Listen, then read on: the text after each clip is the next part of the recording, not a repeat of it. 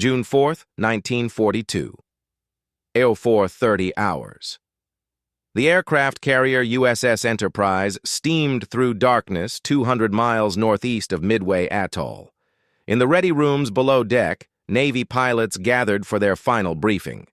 Lieutenant Commander Wade McClusky, commanding officer of Enterprise's air group, studied the intelligence reports one more time. Somewhere to the northwest, the most powerful naval force ever assembled by Japan was approaching. 4 fleet carriers, Akagi, Kaga, Soryu, and Hiryu. 2 battleships, 3 cruisers, and 11 destroyers. Over 250 aircraft. The cream of the Imperial Japanese Navy's carrier striking force, the Kido Butai. 6 months earlier, this same force had devastated Pearl Harbor. Since then, they had swept across the Pacific unchallenged, conquering Wake Island, Guam, the Philippines, Dutch East Indies, and Burma. They seemed invincible. Their pilots were the most experienced in the world, veterans of campaigns in China and throughout Southeast Asia. Their aircraft carriers pioneered tactics that revolutionized naval warfare. What the Japanese didn't know was that American codebreakers had penetrated their most secret communications. Station Hypo in Pearl Harbor, led by Commander Joseph Rochefort, had deciphered enough of the Japanese naval code JN-25 to predict their next target, Midway. The Americans knew the Japanese were coming, knew their strength, knew their plan. But knowledge wasn't enough. The U.S. Pacific Fleet had only 3 operational carriers: Enterprise, Hornet, and Yorktown, the latter hastily repaired after being damaged at the Battle of the Coral Sea just weeks earlier. The mathematics of the coming battle were brutal. Japan had 4 carriers to America's 3. Japan had 248 aircraft to America's 233. Japan had better torpedoes, more experienced pilots, and 6 months of unbroken victory. Admiral Chester Nimitz, commanding the Pacific Fleet, was gambling everything on surprise, intelligence, and the courage of his pilots. If he lost, the road to Hawaii lay open. If he won, the momentum of the Pacific War could shift. This story is about how one morning changed the course of World War II. How American dive bomber pilots, many on their first combat mission, destroyed the most powerful carrier force in the world in 5 minutes. How intelligence, courage, and catastrophic Japanese mistakes turned certain defeat into miraculous victory. Before we discover how 3 American carriers defeated 4 Japanese carriers and changed history, tell us where you're watching from. Share this story with anyone who needs to understand how preparation, intelligence, and sacrifice can overcome overwhelming odds. The road to Midway began 6 months earlier, on December 7, 1941. The Japanese attack on Pearl Harbor was tactically brilliant, but strategically flawed. While the strike devastated the battleship fleet, America's 3 Pacific carriers were at sea and escaped destruction. Worse for Japan, the attack unified American public opinion for total war. Admiral Isoroku Yamamoto, commander of the Japanese Combined Fleet, understood this better than most Japanese leaders. Educated at Harvard, fluent in English, he had warned his government that attacking America was madness. "I can run wild for 6 months," he told Prime Minister Konoe. "After that, I have no expectation of success." 6 months from Pearl Harbor brought the calendar to June 1942. Yamamoto's strategy was to draw out and destroy the American carrier fleet in one decisive battle. He chose Midway Atoll, a tiny coral island 1,300 miles northwest of Hawaii, as bait. Midway housed an American air base that threatened Japanese operations. More importantly, its capture would threaten Hawaii itself, forcing the U.S. Navy to respond. The plan called for a diversionary attack on the Aleutian Islands in Alaska to split American forces, followed by an overwhelming assault on Midway. The American carriers, rushing to defend the atoll, would be ambushed and annihilated by superior Japanese forces. It was a good plan with one fatal flaw. The Americans knew it was coming. Commander Joseph Rochefort's code-breaking team at Station Hypo had been working miracles. The Japanese naval code JN-25 was extraordinarily complex, but Rochefort's team had achieved enough penetration to read portions of enemy messages. In May 1942, they intercepted traffic indicating a major operation against a target designated AF. Rochefort was convinced AF meant Midway, but Washington was skeptical. To prove it, Rochefort arranged a brilliant deception. He had Midway send an uncoded message reporting their water desalination plant had broken down. Days later, Japanese intelligence reported to their fleet that AF was short of fresh water. The proof was conclusive. Admiral Nimitz now knew where the Japanese would strike, when they would arrive, and the approximate strength of their forces. Nimitz faced a terrible decision. His intelligence indicated 4 Japanese carriers were coming, possibly more. He had only 2 operational carriers, Enterprise and Hornet. A third, Yorktown, had been badly damaged at the Battle of the Coral Sea 3 weeks earlier and was limping back to Pearl Harbor. Navy officials estimated repairs would take 3 months. Nimitz gave them 3 days. Around the clock, 1,400 workers swarmed over Yorktown at the Pearl Harbor Naval Shipyard. They welded steel plates over bomb damage, replaced destroyed compartments, installed new equipment. They didn't repair everything, just enough to make her combat capable. In 48 hours, Yorktown put to sea, still trailing cables and with work crews aboard. She was held together by will and welding, but she would fight. By June 1st, the trap was set. Admiral Raymond Spruance commanded Task Force 16 with carriers Enterprise and Hornet. Admiral Frank Jack Fletcher commanded Task Force 17 with the patched-up Yorktown. Together, they positioned themselves northeast of Midway, hidden in a patrol sector Japanese reconnaissance aircraft weren't covering. The Japanese had no idea the American carriers were there. The Japanese force was staggering. Admiral Chuichi Nagumo commanded the carrier striking force. 4 fleet carriers with 248 aircraft, 2 battleships, 3 cruisers, 11 destroyers. Behind them came the invasion force. Transports carrying 5,000 troops, supported by additional cruisers and destroyers. Further behind steamed Admiral Yamamoto himself aboard the battleship Yamato, with more battleships and a light carrier. The entire operation involved over 200 ships, the largest Japanese fleet ever assembled. Nagumo's 4 carriers represented the pinnacle of Japanese naval aviation. Akagi and Kaga were converted battlecruisers, massive ships carrying over 60 aircraft each.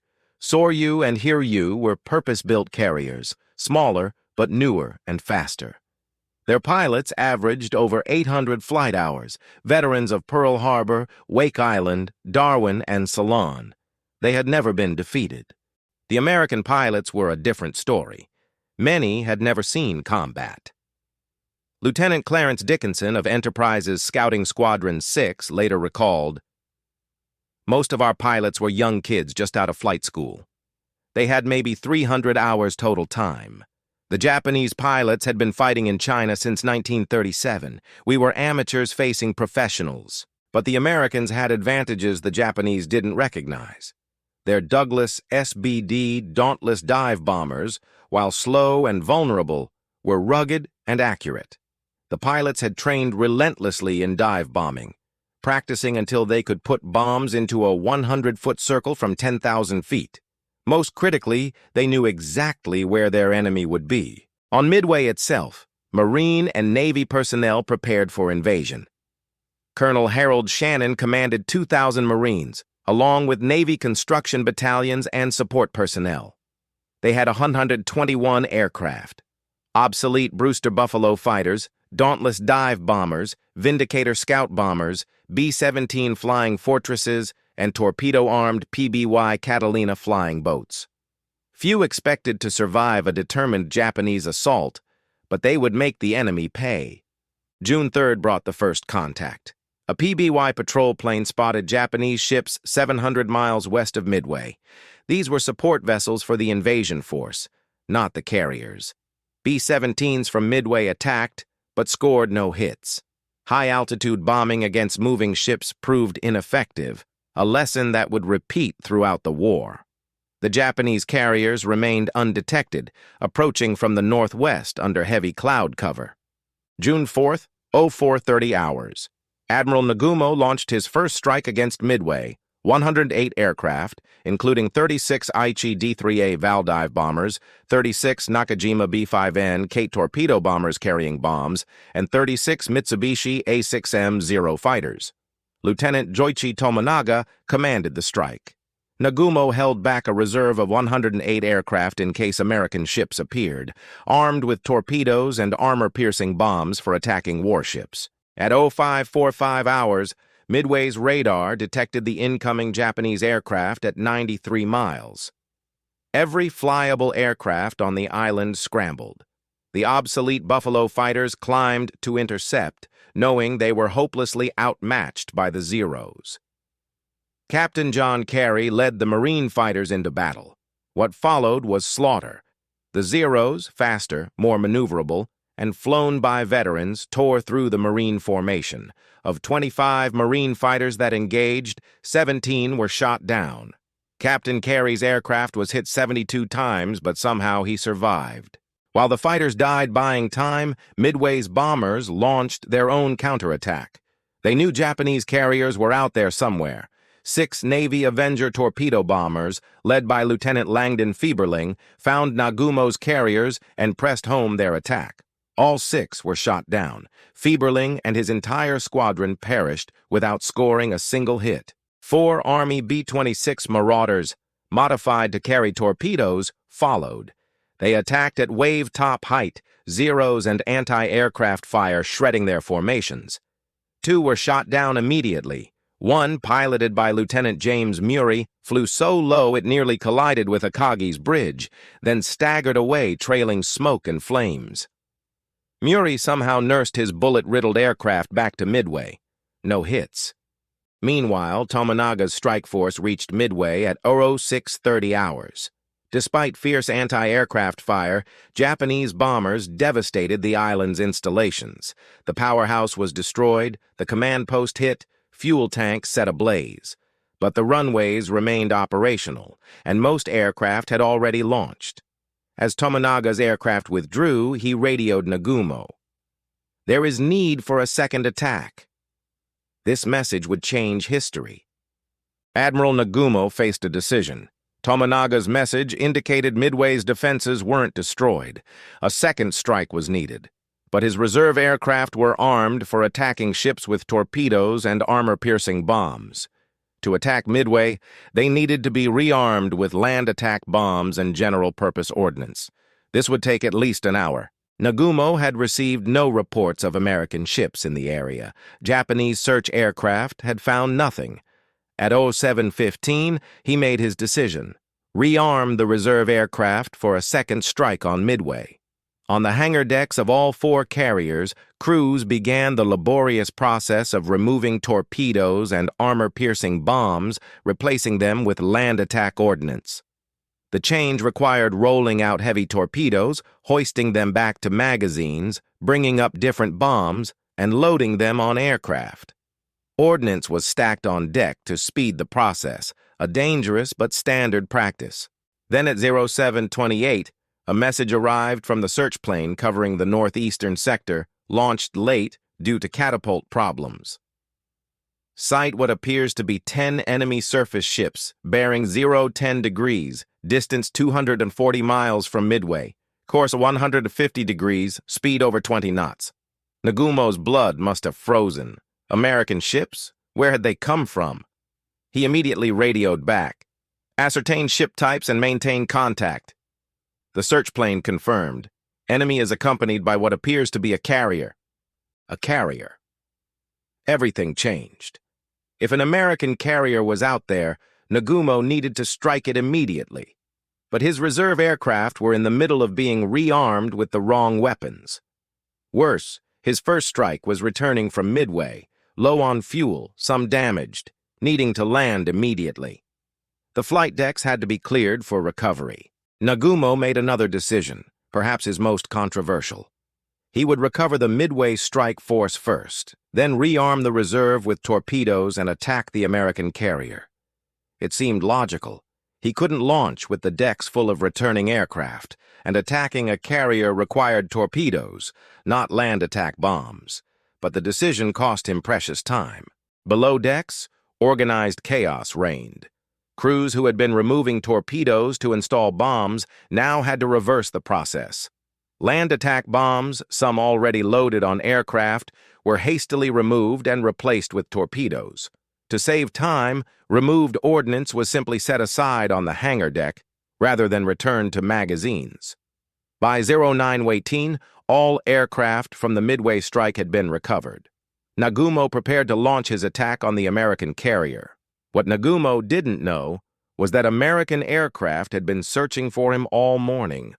At 0430, the same time Nagumo launched his Midway strike, Admiral Fletcher on Yorktown sent out 10 SBD Dauntless scout bombers to search a 100-mile arc north of the task force. At 0534, Lieutenant Howard 80 spotted the Japanese carriers and radioed, "Enemy carriers." The message was garbled by atmospheric interference, but the contact report gave a bearing and distance. Fletcher now knew exactly where Nagumo was. Admiral Spruance on Enterprise, aggressive and impatient to strike, immediately ordered a full deck load strike, every operational bomber and fighter. It was a calculated risk. Launching everything meant no reserves, no second chance if the strike missed. If Japanese aircraft found the American carriers while their own aircraft were away, there would be no combat air patrol to defend them. But Spruance understood the strategic situation. Surprise was everything. Hit first, hit hard. At 0700, Enterprise began launching 33 Douglas SBD Dauntless dive bombers from Scouting 6 and Bombing 6, led by Lieutenant Commander Wade McClusky. 14 Douglas TBD Devastator torpedo bombers from Torpedo 8, led by Lieutenant Commander Eugene Lindsay. 10 F-4F Wildcat fighters for escort. The launch took 30 minutes. Hornet followed with her own strike. 35 SBD Dauntless dive bombers, 15 TBD Devastators from Torpedo 8, led by Lieutenant Commander John Waldron, and 10 Wildcats. Yorktown, more cautious, held back half her aircraft for a second strike, launching 17 dive bombers, 12 torpedo bombers, and 6 fighters. The American aircraft were obsolete by Japanese standards. The Douglas TBD Devastator torpedo bomber was slow, poorly armed, and carried an unreliable torpedo that often failed to detonate. The Mark 13 torpedo was plagued with problems. It ran too deep, its magnetic detonator malfunctioned, and it frequently broke apart on impact. Pilots knew their torpedoes might not work even if they survived to drop them. The SBD Dauntless dive bomber was better, but still vulnerable. It was slow, lacked armor, and carried only 250 caliber machine guns for defense. But it was rugged, accurate, and could carry a 1,000-pound bomb. In skilled hands, it was deadly. As the American strike groups formed up and headed toward the Japanese carriers, a critical problem emerged. They couldn't find each other. The squadrons from Enterprise, Hornet, and Yorktown had launched at different times and were scattered across the ocean. Radio silence prevented coordination. Each group was on its own, searching for carriers based on a position report now over an hour old. The Japanese fleet, steaming at 25 knots, had moved. Lieutenant Commander John Waldron, leading Hornet's Torpedo 8, was a hard-driving perfectionist. Part Sioux Indian, he had trained his squadron relentlessly, emphasizing low-level attack tactics. As his 15 Devastators droned toward the projected Japanese position, Waldron suspected the coordinates were wrong. He broke radio silence to argue with the strike coordinator, insisting the Japanese had moved further north. Ignored, he made his own decision. He would trust his instincts and turn left north of the briefed course. At 0918, Waldron's instincts proved correct. Through breaks in the clouds, his pilots spotted the distinctive wakes of Japanese warships. Then the carriers themselves, 4 flat tops in a rectangular formation, their decks crowded with aircraft. Waldron had found the enemy, but he had found them alone. The Hornet dive bombers had continued on the briefed course and would find empty ocean. The fighter escort, low on fuel, had turned back. Torpedo 8 was unsupported. 15 obsolete torpedo bombers facing the most powerful carrier force in the world. Waldron knew what was about to happen. Every pilot knew. To deliver torpedoes, they had to fly low and slow, straight toward their target, for over a minute. They would be sitting ducks for Zeros and anti-aircraft fire. The squadron had no chance. But they also knew this might be the only American attack the Japanese faced today. If they didn't attack, those carriers would destroy Midway, possibly find the American carriers, perhaps win the battle. Waldron's voice came over the radio, calm and matter-of-fact. "We will go in. We won't turn back. Good luck." At 0920, Torpedo 8 began their attack run. They descended to 150 feet, spread into attack formation, and bored in toward Akagi and Kaga at 100 knots. The sky erupted. Zeros dove on them from above like hawks on field mice. Anti-aircraft fire from dozens of ships filled the air with steel. The Devastators, slow and unmaneuverable, were helpless. Ensign George Gay, flying on the far right of the formation, watched his squadron mates die. First one Devastator exploded, then another. A Zero raked Gay's aircraft with 20mm cannon fire, wounding his gunner, aviation radio man Bob Huntington. Another Devastator cartwheeled into the sea. Then another. The formation disintegrated under impossible fire. Gay pressed his attack, somehow still flying through the inferno. He aimed at the carrier Kaga, dropped his torpedo at 800 yards, then pulled up sharply. His left wing struck the water, and his aircraft slammed into the ocean at 100 knots. Gay kicked out of the sinking wreckage, surfaced, and watched from the water as the battle continued around him. Every aircraft from Torpedo 8 was shot down. All 30 crew members were dead except Gay. Not one torpedo hit. The gallant attack seemed to accomplish nothing except adding 29 names to the casualty lists. But Torpedo 8's sacrifice mattered more than anyone knew. For 10 critical minutes, every Japanese fighter and gun was focused downward, on the slow torpedo bombers making their attacks at wave-top height. No one was watching the sky above. Lieutenant Commander Wade McClusky, leading Enterprise's air group, was lost. He had flown to the briefed coordinates and found empty ocean. The Japanese had moved. McClusky made a command decision. He would continue southwest on the expanding search pattern, hoping to cross the Japanese course track. At 0955, fuel gauges showed his aircraft were approaching the point of no return. If they didn't find the Japanese soon, they wouldn't have enough fuel to return to Enterprise. Some pilots would have to ditch in the ocean. McClusky kept searching. Then, at 1005, he spotted a lone Japanese destroyer making maximum speed, leaving a bright white wake. The destroyer was racing to rejoin the main force.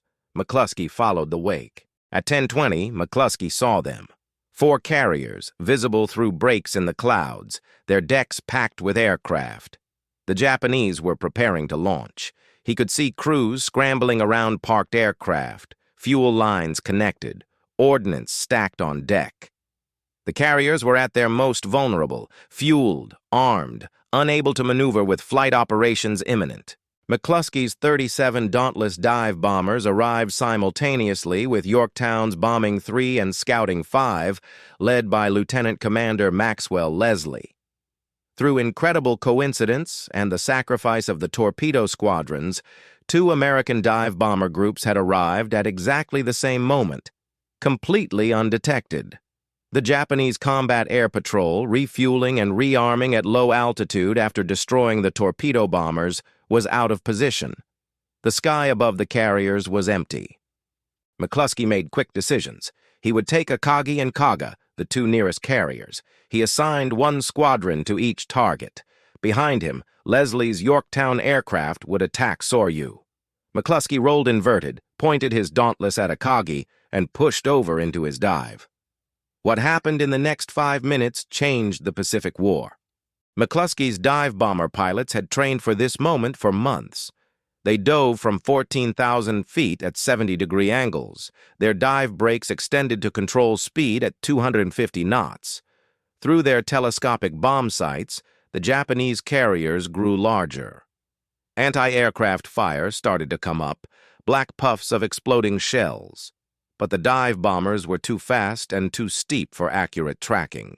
Lieutenant Richard Best, commanding Bombing 6, pulled out of his dive at 1,500 feet and released his 1,000-pound bomb. The massive weapon fell away, stabilized by its tail fins, and accelerated toward Akagi. Best pulled up hard, his vision graying from the G-forces, and looked back. The bomb struck Akagi near the amidships elevator. It penetrated the flight deck and exploded in the upper hangar, exactly where aircraft were being refueled and rearmed. The detonation touched off a catastrophic chain reaction. Fuel tanks ruptured, spilling aviation gas across the hangar. Bombs and torpedoes, carelessly stacked to speed rearming, detonated sympathetically. Secondary explosions rippled through the ship. Within seconds, Akagi's hangar deck was an inferno. 2 more bombs hit Akagi within moments. One struck the port side near the forward elevator. Another hit the flight deck aft. Each bomb set off more fires, more explosions. Akagi, pride of the Japanese carrier fleet, flagship of Admiral Nagumo, was transformed into a floating hell in less than a minute. Simultaneously, dive bombers from Scouting 6 attacked Kaga. Lieutenant Clarence Dickinson, leading the second section, later described it. I was coming in at high speed, watching Kaga grow in my sight. I could see people on deck, aircraft with their wings spread, the red circles on their wings. Then I released and pulled out. When I looked back, there were at least 4 bombs hitting almost simultaneously. The entire midship section erupted in fire. Kaga took 4 direct hits and several near misses that ruptured her hull. Like Akagi, she had aircraft being fueled and armed on deck. The bombs detonated fuel and ordnance, setting off uncontrollable fires. Within minutes, both carriers were blazing from stem to stern. But the Americans weren't finished. Leslie's Yorktown dive bombers had climbed to altitude and now attacked the 3rd carrier, Soryu. Leslie himself had lost his bomb due to an electrical malfunction, but 13 of his aircraft still carried their weapons. They dove on Soryu in perfect sequence, one after another, their bombs falling with textbook precision. Soryu took 3 direct hits within 2 minutes. All 3 bombs struck the flight deck and penetrated to the hangar, where they set off the same catastrophic reaction. Fuel, ordnance, fire, secondary explosions. Within minutes, Soryu was a burning wreck, listing and unable to operate. The time was 10:25 hours. In 5 minutes, 3 Japanese carriers had been reduced to floating funeral pyres. Half of Admiral Nagumo's striking power was destroyed. The 3 carriers would burn for hours, their crews fighting desperately to control fires that could not be controlled. Of the nearly 700 aircraft Japan had committed to the Midway operation, over 150 were burning on the carriers or had been lost. Hundreds of pilots and crew were dead or dying.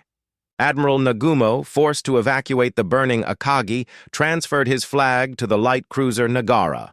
From her deck, he watched his carrier force burn.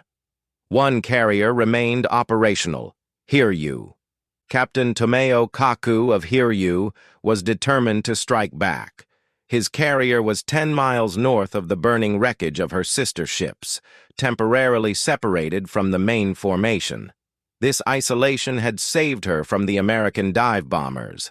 Now, Kaku would use his advantage. At 10:40, Hiryu launched 18 Val dive bombers and 6 Zero fighters, every aircraft that could be readied quickly. Lieutenant Michio Kobayashi commanded the strike. Their target, the American carriers. Japanese search aircraft had finally located them. The American carriers knew a counterattack was coming. Radar aboard Yorktown detected Kobayashi's formation at 46 miles, 11:40 hours. Admiral Fletcher ordered every available fighter into the air. 12 F-4F Wildcats climbed to intercept, guided by radar vectoring, a new technology the Japanese lacked.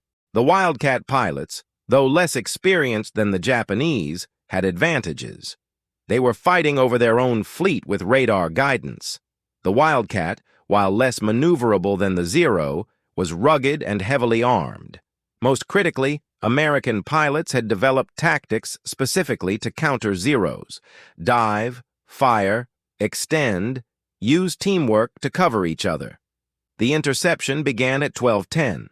Wildcats tore into the Japanese formation, shooting down 10 of the 18 dive bombers before they reached the carriers, but 8 Val dive bombers broke through and attacked Yorktown.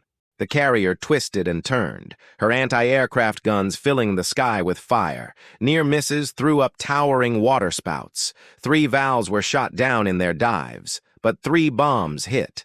One struck near the island superstructure, penetrating 3 decks before exploding, killing or wounding dozens of men.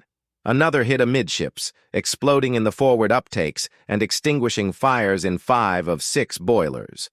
Yorktown's speed dropped from 30 knots to 6. The third bomb hit near the forward elevator, penetrating to the 4th deck before exploding. Fires spread through the interior spaces. But Yorktown's damage control parties, trained relentlessly, went to work immediately.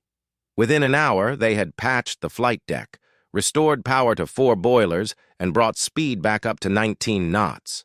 Yorktown could still operate aircraft. At 13:31, radar detected another incoming strike from Hiryu.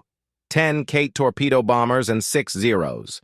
Every available fighter was vectored to intercept, but this time the Japanese used better tactics. The Zeros engaged the Wildcats at high altitude while the torpedo bombers came in low, hidden by the combat above. The Kates attacked from multiple directions, a tactic designed to split defensive fire and guarantee some torpedoes would hit. Yorktown turned hard, her guns blazing. 4 Kates were shot down. 2 more jettisoned their torpedoes and fled. But 4 pressed home their attacks with suicidal courage. 2 torpedoes hit Yorktown on her port side within seconds. The detonations ripped open her hull, flooding compartments and knocking out power. The carrier developed a severe list, 26 degrees to port. Water flooded into the boiler rooms. Ventilation systems failed, leaving machinery spaces filled with smoke and poisonous fumes. At 14:55, Captain Elliot Buckmaster, fearing the ship would capsize, ordered abandon ship. Yorktown remained afloat, listing but not sinking. Damage control parties would later return and fight for days to save her. But for now, she was out of the battle. Admiral Fletcher transferred his flag to the cruiser Astoria. Admiral Spruance on Enterprise now commanded the American carrier force. Hiryu's attacks had damaged Yorktown but failed to find Enterprise or Hornet. That oversight would be fatal. At 15:30, a Yorktown scout plane reported Hiryu's position. Spruance immediately ordered a strike. 24 dive bombers from Enterprise plus orphaned aircraft from Yorktown that had landed on Enterprise and Hornet after their own carrier was hit. At 1700, the American dive bombers found Hiryu. Unlike the morning attacks, which achieved complete surprise, this time the Japanese were ready. Zeros were at altitude, anti-aircraft guns were manned, the carrier was maneuvering. But the Americans had overwhelming numbers and determination. Lieutenant Earl Gallagher, leading Enterprise's Scouting 6, rolled into his dive at 17:03. The sky filled with anti-aircraft fire, more intense than anything the morning attacks had faced. Zeros dove on the bombers, trying to disrupt their dives. But the American pilots, veterans now of their morning success, pressed through. 4 bombs hit Hiryu in rapid succession. One struck forward of the bridge, penetrating the flight deck and exploding in the hangar bay. Another hit near the forward elevator. The third struck amidships. The 4th hit aft, near the island. Each bomb found aircraft, fuel, and ordnance. Hiryu erupted in flames identical to those consuming her sister ships. By 1730, all 4 Japanese carriers that had attacked Pearl Harbor 6 months earlier were burning hulks. The carrier striking force that had seemed invincible was destroyed. The battle wasn't over, but its outcome was decided. Admiral Yamamoto, 300 miles to the west aboard the super battleship Yamato, received the reports of disaster with stoic calm. His staff urged him to press forward, to use his battleships to bombard Midway and force a surface engagement with the American fleet. Yamamoto considered it. He still had massive surface forces, 11 battleships against 0 American battleships. But battleships couldn't catch carriers. The Americans could stand off and strike with aircraft, while his guns couldn't reach them. At midnight on June 4th, Yamamoto made the painful decision: cancel the Midway operation and withdraw. The invasion force turned back. The combined fleet retreated west toward Japan. The 6-month rampage across the Pacific was over. But the battle wasn't quite finished. At 03:30 on June 5th, American search aircraft located 2 Japanese cruisers, Mogami and Mikuma, that had collided during a night evasion maneuver. Both cruisers were damaged and trailing oil. Throughout June 5th, American dive bombers from Enterprise and Hornet attacked the crippled ships. Mikuma was sunk. Mogami, though battered almost beyond recognition, managed to escape. The Japanese carriers burned through June 4th and into June 5th. Akagi, despite all efforts to save her, was scuttled by Japanese destroyers on the morning of June 5th. Kaga had sunk during the night, taking 800 men with her. Soryu sank at 1913 on June 4th. Hiryu, burning uncontrollably, was finally scuttled by her escorts early on June 5th. Yorktown remained afloat, listing heavily but still on the surface. Salvage crews returned aboard on June 5th and worked desperately to save her. They were making progress, actually preparing to tow her back to Pearl Harbor, when on June 6th, Japanese submarine I-168 penetrated the destroyer screen and torpedoed the wounded carrier. 2 torpedoes hit Yorktown. One struck the destroyer USS Hammond alongside. Hammond sank immediately. Yorktown lingered until dawn on June 7th, then finally rolled over and sank. The Battle of Midway cost Japan 4 fleet carriers, a heavy cruiser, 248 aircraft, and 3,057 dead. Among the dead were many of Japan's most experienced pilots and aircrew, irreplaceable veterans who could never be replaced. The United States lost 1 carrier, 1 destroyer, 145 aircraft, and 307 dead. But numbers don't tell the strategic story. Japan's carrier fleet had been the most powerful in the world. In one day, it lost its offensive capability. The Kido Butai was destroyed. Japan would never again threaten Hawaii or dominate the Pacific. The 6 months of unbroken victory were over. More critically, Japan lacked the industrial capacity to replace its losses. American shipyards were already building the Essex-class carriers that would dominate the Pacific by 1943. Japan, with limited resources and industry, could not match American production.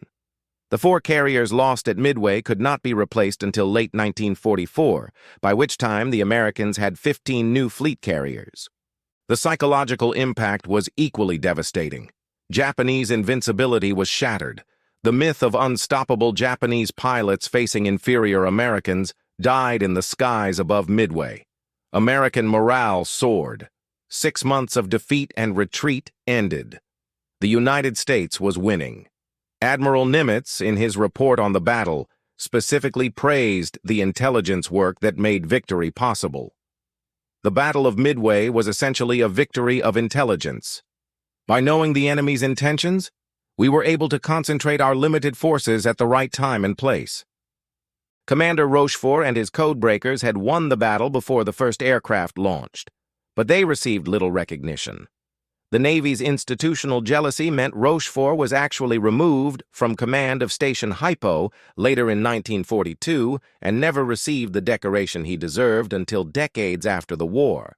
The pilots received more immediate recognition. Many became celebrities.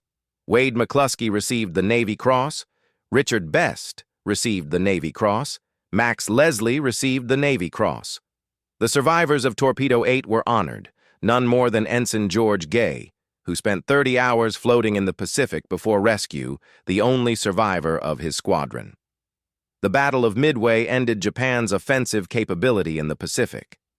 But its significance went far beyond the immediate tactical victory. It demonstrated principles that would shape the rest of the war and naval warfare forever. First, intelligence won battles. Rochefort's code-breaking gave the Americans the one advantage that mattered most: knowledge. They knew where the enemy would be, when he would arrive, and what he planned to do. This information compensated for inferior numbers and less experienced crews. The lesson was clear. Information superiority could overcome material inferiority. Second, carrier aviation had replaced battleships as the decisive weapon at sea. Yamamoto had 11 battleships in the Midway operation, including the massive Yamato with her 18-inch guns. None of them fired a shot. The battle was decided entirely by carrier aircraft. Surface ships, no matter how powerful, couldn't reach enemies beyond visual range. Aircraft could strike from 200 miles away. The era of the battleship was over, though many admirals refused to accept it. Third, damage control and training mattered as much as weapons. American damage control procedures, emphasized in training since peacetime, saved lives and ships throughout the battle. Yorktown absorbed punishment that should have sunk her twice, and her crew nearly saved her despite catastrophic damage. Japanese damage control, by contrast, was inadequate. Their carriers lacked effective fire suppression systems, damage control parties were too small, and procedures were poorly developed. This wasn't a weakness in design alone, but in doctrine and training. Fourth, the battle demonstrated the importance of coordinated attacks. The morning strike that destroyed 3 carriers succeeded because dive bombers from 2 different carriers arrived simultaneously from different directions. The Japanese couldn't defend against multiple threats arriving from different altitudes and vectors at the same time. This lesson would shape American tactics for the rest of the war: coordinated strikes, overwhelming defenses. Finally, Midway proved that individual courage and sacrifice could change outcomes. Torpedo Squadron 8 achieved no hits, but their attack drew Japanese fighters down to sea level, leaving the sky above clear for dive bombers. The torpedo squadrons from Enterprise and Yorktown suffered similar fates with similar results. These men knew they were flying to their deaths, but attacked anyway because the mission demanded it. Their sacrifice wasn't futile, it was essential. The pilots who fought at Midway carried their experiences for the rest of their lives. Many returned to combat and became aces. Some didn't survive the war. Others lived into old age, forever marked by what they'd witnessed on June 4, 1942. Wade McClusky, who led Enterprise's air group to find the Japanese carriers and made the crucial decision to keep searching when fuel ran low, retired as a rear admiral in 1956. He rarely spoke publicly about Midway, considering his actions simply doing his duty. He died in 1976, honored as one of the heroes of Midway. Richard Best, who put his bomb through Akagi's deck, contracted tuberculosis from breathing caustic soda fumes during the battle when his oxygen system failed. The disease ended his combat career. He spent 2 years in the hospital and never flew again. But he lived to age 91, dying in 2001, one of the last surviving Midway pilots. Lieutenant Clarence Dickinson, who bombed Kaga, survived the war with 5 confirmed victories. He wrote a memoir, The Flying Guns, describing his experiences. He died in 1984. George Gay, sole survivor of Torpedo Squadron 8, became an instant celebrity after rescue. He lectured across the country, wrote a book, and worked as an executive for TWA Airlines. He attended every Torpedo Squadron 8 reunion, honoring his lost comrades until his death in 1994. Gay never forgot that he lived while 29 friends died. Lieutenant Commander Eugene Lindsay, who led Enterprise's Torpedo Squadron 6 in their doomed attack, was shot down and killed with most of his squadron. He was posthumously awarded the Navy Cross. His wife received his medal 9 months pregnant with their son, whom she named Eugene Lindsay, Jr. Admiral Raymond Spruance, whose aggressive decision to launch everything at the Japanese carriers demonstrated tactical brilliance, went on to command the Fifth Fleet in the Central Pacific Campaign. He oversaw victories at Tarawa, the Marshalls, the Marianas, Iwo Jima, and Okinawa. Many historians consider him the finest naval strategist America produced in World War II. He died in 1969. Admiral Frank Jack Fletcher, who commanded the overall Midway operation from Yorktown, was criticized by some historians for being too cautious. But his caution saved his carriers at Coral Sea and positioned them perfectly at Midway. He went on to command carrier operations at Guadalcanal before being reassigned to administrative duties. He died in 1973, never receiving full credit for his role in America's greatest naval victory. Captain Elliot Buckmaster, who commanded Yorktown, returned to the sinking carrier twice to try to save her. After Yorktown's loss, he commanded other ships and eventually became a vice admiral. The loss of Yorktown haunted him for years, though no one blamed him for the sinking. He died in 1976. Admiral Chester Nimitz, who made the critical decision to trust Rochefort's intelligence and position his carriers for ambush, went on to command all Pacific operations. His steady leadership, willingness to trust subordinates, and strategic vision guided America from defeat at Pearl Harbor to victory in Tokyo Bay. He accepted Japan's surrender aboard USS Missouri on September 2, 1945. He died in 1966, honored as one of America's greatest admirals. Commander Joseph Rochefort, whose code-breaking made the victory possible, was treated shamefully by the Navy establishment. Jealous officers in Washington, upset that a relatively junior officer had achieved such success, had him removed from command of Station Hypo in October 1942. He was denied the Distinguished Service Medal repeatedly, despite Nimitz's recommendations. Only in 1986, 30 years after his death, was Rochefort finally awarded the DSM, a posthumous recognition of his critical contribution. The Japanese officers who survived Midway faced different fates. Admiral Nagumo, who commanded the carrier striking force, escaped the burning Akagi and went on to command carriers at Santa Cruz and in the Philippine Sea. But his indecisiveness at Midway haunted his reputation. He committed suicide during the American invasion of Saipan in July 1944, choosing death over capture. Admiral Isoroku Yamamoto, architect of the Midway operation, understood immediately that the battle meant Japan had lost the war. His prediction of running wild for 6 months had come true almost to the day. After Midway, Japan was on the defensive. Yamamoto continued to command the combined fleet, attempting to lure American carriers into another decisive battle. He was killed on April 18, 1943, when American P-38 fighters, guided by decrypted intelligence about his inspection tour, shot down his aircraft over Bougainville. His death removed Japan's most capable naval strategist. Captain Tomei Okaku of Hiryu remained aboard his burning carrier, refusing to abandon ship. He went down with Hiryu on June 5th, following the tradition of captains sharing the fate of their ships. Over 200 of Hiryu's crew went down with him, many by choice, following Bushido code. Lieutenant Joichi Tomonaga, who led the first strike on Midway and reported that a second strike was needed, triggered the chain of events that left Japanese carriers vulnerable. He attacked Yorktown in Hiryu's counterstrikes and was shot down, killed in action. He was posthumously promoted 2 ranks. Mitsuo Fuchida, who commanded the Pearl Harbor strike and planned to lead the Midway operation, was recovering from appendicitis surgery during the battle and watched the disaster from Akagi's bridge. He survived the war and converted to Christianity, becoming an evangelist.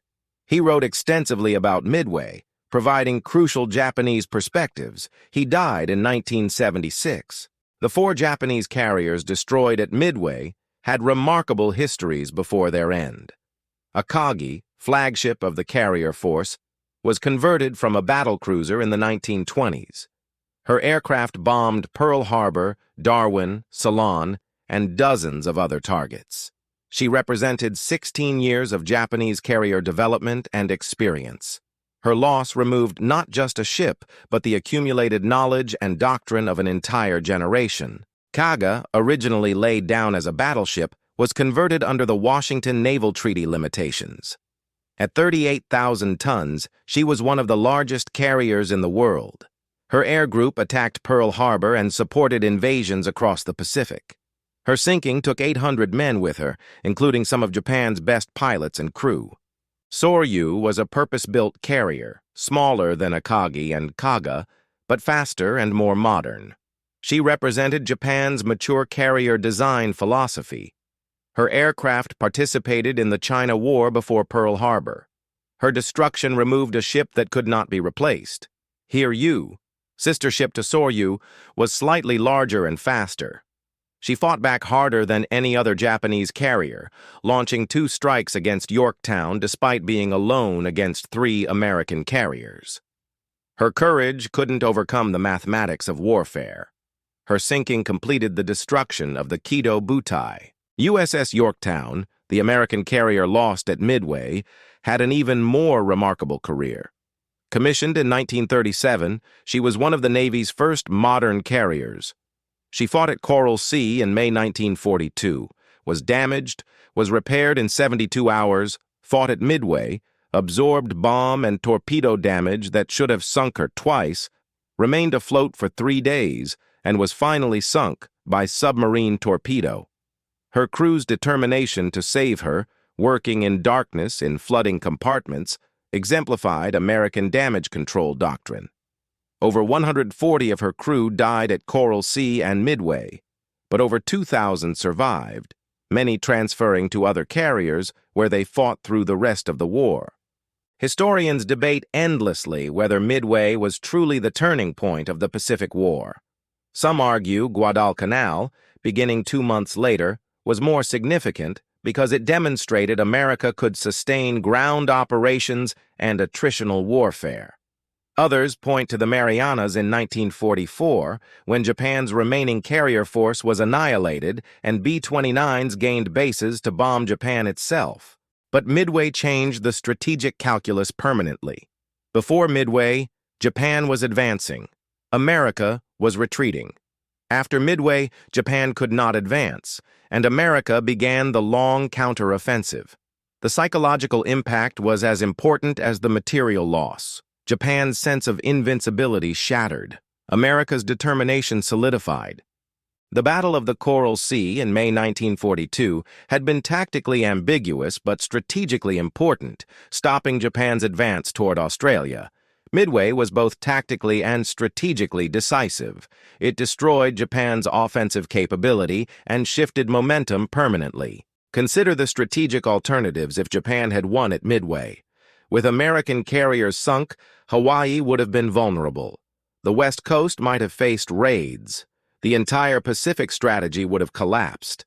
America would have needed years to rebuild carrier strength while Japan consolidated conquests. The European theater might have suffered as resources diverted to defend the Pacific. Instead, Midway allowed America to go on the offensive. Guadalcanal began in August 1942, only 2 months later, because American carriers could provide support. The Central Pacific Drive began in late 1943, island hopping toward Japan. The Philippines were liberated in 1944. Iwo Jima and Okinawa fell in 1945, providing bases for the final assault on Japan itself. None of this would have been possible if Japan had destroyed the American carriers at Midway.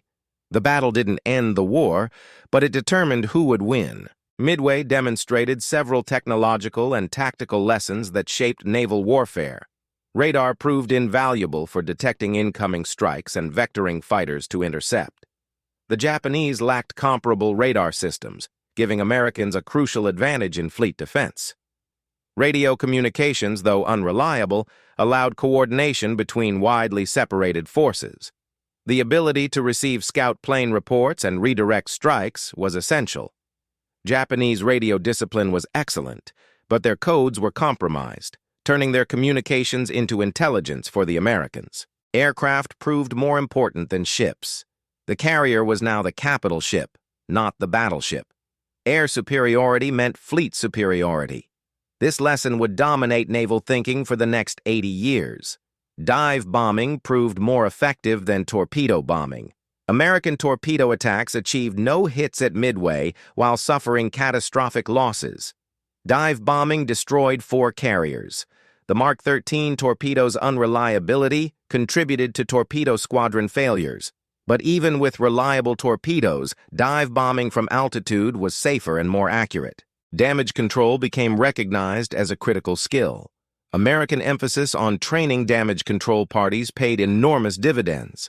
Japanese carriers, designed with offensive operations prioritized, lacked adequate fire suppression systems and damage control procedures. This doctrinal difference cost Japan 4 carriers. Midway occurred in the context of a global war. In Europe, Germany was at its zenith.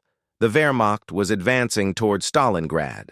The Africa Corps threatened Egypt. U-boats were strangling British shipping. The Eastern Front consumed millions of lives.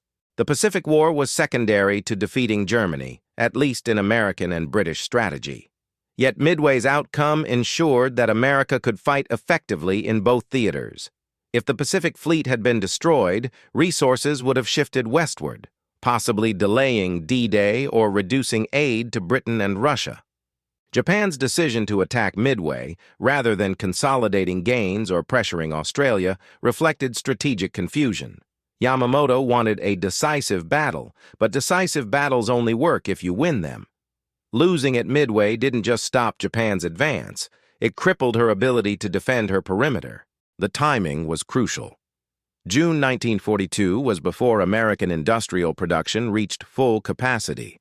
The Essex-class carriers were still under construction. New aircraft like the F-6F Hellcat and F-4U Corsair were still in development. If Japan had avoided battle and forced America to come to her, the war might have lasted longer and cost more lives. Instead, Japan sought battle prematurely and lost. Midway accelerated the war's end by destroying irreplaceable forces that Japan desperately needed for defense. The Battle of Midway was won before the first aircraft launched. Intelligence gave America the knowledge to position forces perfectly. Training gave American pilots the skills to execute under impossible pressure. Industrial capacity gave America the weapons and ammunition needed. Leadership gave commanders the courage to gamble everything on one roll of the dice. But ultimately, Midway was won by individual Americans doing their jobs under fire, codebreakers working 18-hour shifts in the basement at Pearl Harbor, mechanics keeping aircraft flying with improvised repairs, pilots pressing attacks through walls of anti-aircraft fire, damage control parties fighting fires in flooding compartments, radio operators passing messages through static and interference. Every person in the chain contributed to victory. The pilots of Torpedo Squadron 8 died without scoring a hit, but their sacrifice drew Japanese fighters away from the dive bombers. The dive bomber pilots had one chance and took it, pressing through anti-aircraft fire to put bombs on target. The fighter pilots intercepted Japanese strikes, buying time for carriers to maneuver. The ship's crews fought to save damaged vessels, succeeding with Yorktown until submarine torpedoes finished what Japanese bombs couldn't. Midway proved that wars are won by ordinary people in extraordinary circumstances. The pilots were kids in their 20s, many on their first combat mission. The codebreakers were mathematicians and linguists pressed into intelligence work. The admirals were career officers suddenly facing history-defining decisions. They all rose to the moment, and in 5 minutes on June 4, 1942, they changed history. 3 Japanese carriers burned, then 4. The Imperial Japanese Navy's offensive power was broken. 6 months of defeat became the beginning of 3 years of victory. Admiral Nimitz's assessment was simple and correct. Midway was the most important battle of World War II in the Pacific. Without that victory, everything that followed would have been impossible. With it, Japan's defeat became inevitable. The men who fought at Midway didn't know they were making history. They were too busy trying to survive, trying to complete their missions, trying to save their ships and their friends. But history remembers. The Battle of Midway stands as proof that intelligence, courage, sacrifice, and a little luck can overcome overwhelming odds. From the burning carriers at Midway to the surrender ceremony in Tokyo Bay, the line is direct. The Pacific War had 3 years left to run, but its outcome was decided in 5 minutes on June 4, 1942, when American dive bombers fell from the sky like hammers of God and destroyed the Japanese carrier force. The men who fought there are mostly gone now. George Gay, last survivor of Torpedo Squadron 8, died in 1994. The last Midway veteran passed away in recent years, but their story endures.